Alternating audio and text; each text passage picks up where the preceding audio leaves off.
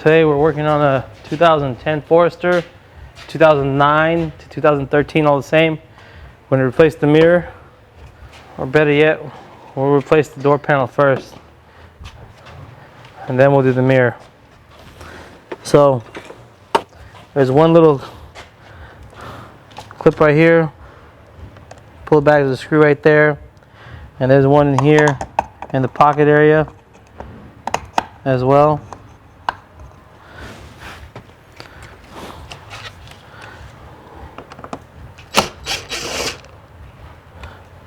Don't lose these screws.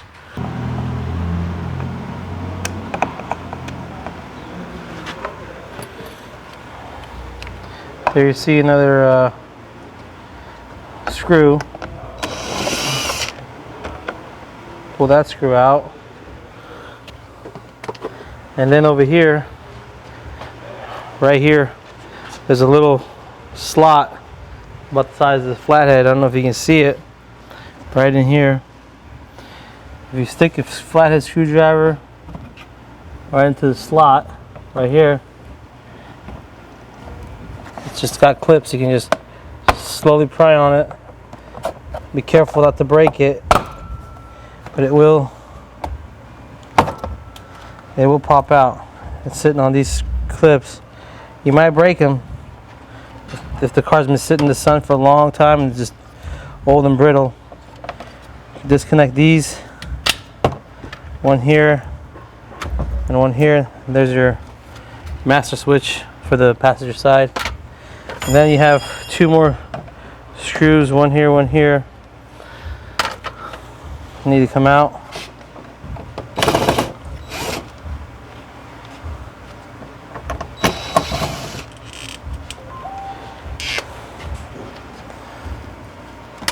After that, you get a flathead screwdriver and stick it on the side right here, and kind of just wedge your hand in there, and it just clips. It will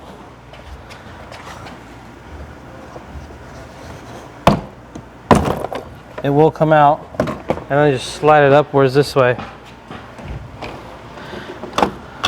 Be careful not to damage that. That's hard to come out. But don't just rip it off because there's cables back here. Main thing you want to worry about is these cables right here. So if you can get in here and look at this. These two cables, you just flip them. Both of them. And they usually they'll just pop right out. And then disconnect the light down here. And and these clips sometimes may stay in the door panel, in the door itself. You pop them out, put them back in here, and then put it back on. Now we're going to take the mirror off. You got this black cover. I'm 50% time able to get it out without breaking the little plastic clip behind it. Sometimes, most of the time I break it. It's just one of those things. They're probably $5 at the dealership if you want to grab a new one, but if you can kind of fish it out with the flathead in the back of it slowly without breaking it, that would be ideal. And what do you know? This is the clip I'm talking about. Usually it'll crack right around here. You could glue it back together and put it on. Some of you might have a speaker in it, some of you might not. This model doesn't have one. And then just go ahead and pull the plug out of there, you don't need it. The mirror is held on by 3 number 8s, and you got a little clip right here. Just unclip that. 3 number 8s, it won't fall. This little thing right here will still hold it. You can do it with the Phillips, if that's Phillip heads, or you can do it with 8s, depending on how strong it's on here. See, the mirror is still held on by this thing. So, and then you can just pull it out. And there's the mirror. We replaced the door, so here's a new mirror going on it. It's got 3 wires. This thing had 3 wires. Yeah. Exact same mirrors, just this one's got color and this one has no color. So we'll go ahead and reinstall the mirror back on. It's got a little tab right here, so we'll hold it. If we just slide it on,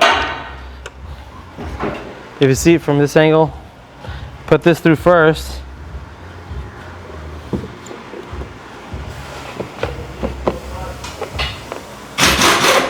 And it will hold it by itself. If you're scared, get a piece of tape or something to clamp onto it so it doesn't fall. But it shouldn't fall if the clip isn't broken. I usually will plug this in right away so I don't, in case it does want to fall, you can't hurt it. Also, there's a little rubber thing right here that goes in the mirror. Apparently the one we took off has one stuck in it, so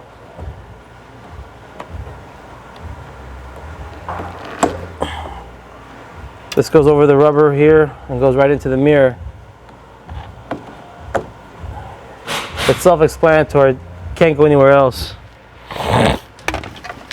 Then go ahead and put the screws back in. I would personally put in one screw. Don't tighten it all the way. Put this one in as well. But don't tighten it all the way, because if you tighten these two or tighten one, you try to put one, if it has a little bit of play, if you don't get it just right, you're going to be fighting it. But if you keep them all loose, once you got all 3 of them in, you can go ahead and just drive them all home. It won't be an issue. And that's how you change the mirror. Make sure it's plugged in. Next step is we'll put the door panel back on. This piece we took off we'll put on last because it's easier. Once the door panel goes, putting the door panel on, after putting this on it becomes hard. So let's put the door panel back on and then we'll go ahead and put that black clip back on. Door panel, inspect, make sure that all the clips are in place. Sometimes these will come off and stay in the door. Make sure you pull them out, put them in here, use a clip remover. The first thing I do is I go ahead and plug the bottom light bulb in. And then up here, these can go only in one spot. So if you don't remember if you came out from the bottom or top, it doesn't really matter. It only goes in one way. You kind of have to get it in the little loophole right here, and it slides over. And you just got to make sure you clip it into its spot. And the same thing with this guy. Where'd it go?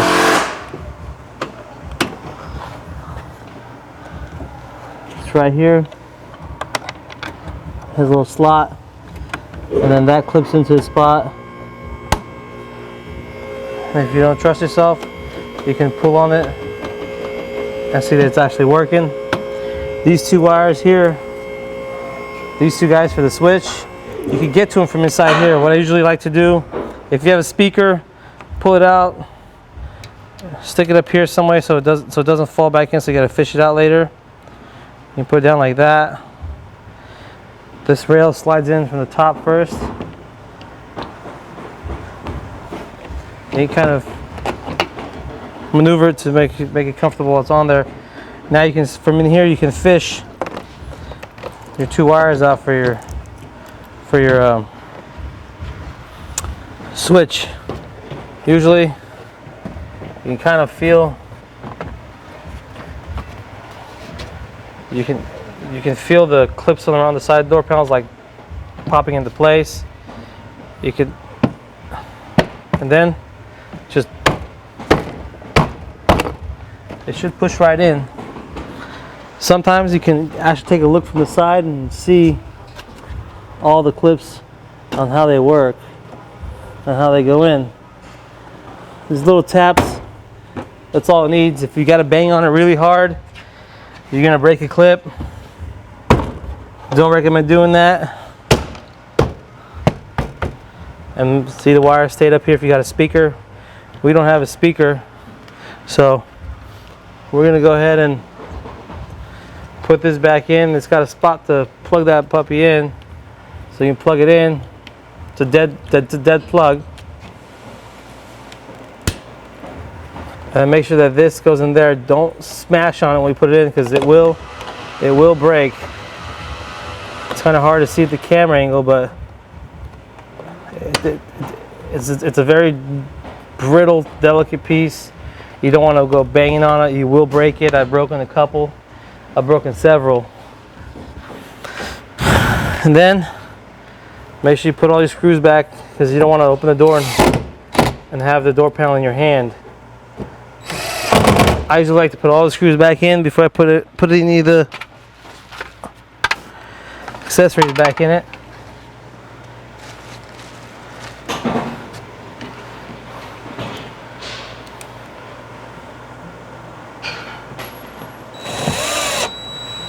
And then these clips just cover back up. There's a switch. Plug it back in. Very simple. I only go one way, so don't force it. And this unit just should easily just clip in without any problems. If you gotta bang on it really hard, you're gonna break it. These newer cars are all made out of plastic, so they're more delicate than the older cars.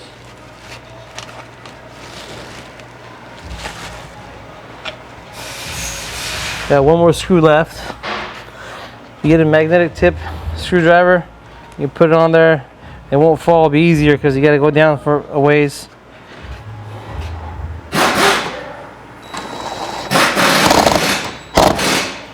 And then just close the cap. I recommend, while you have all this out, clean the inside of this with something that's easier to clean. If you like to have a clean car, but you can. Then when you're done, you make sure you pull this. If it feels like there's nothing there, that means the cable fell out. You need to take the door panel back apart. Make sure you put the cable back on. And this the same way. If you can't feel something moving, that means you did something wrong with these cables. Flip them around. Make sure they didn't pop out. Keep it open. There you go. We got a lot of these parts over here at SSP Parts. You guys can get on the website, call us, and get whatever Forester part you need, or a Subaru in general.